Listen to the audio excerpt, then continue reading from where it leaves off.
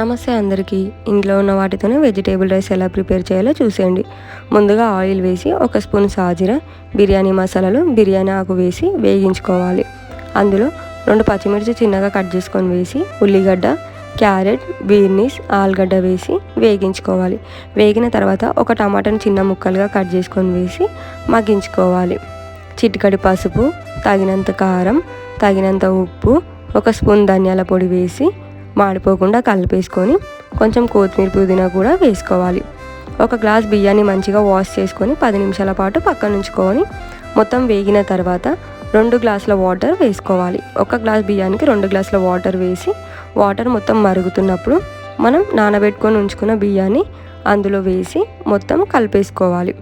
ఒక 50% ఉడికిన తర్వాత అడుగు పట్టకుండా ఒకసారి మళ్ళీ కలిపేసుకొని ఉడికించుకోవాలి. అంతేనండి, సింపుల్గా వెజిటేబుల్ రైస్.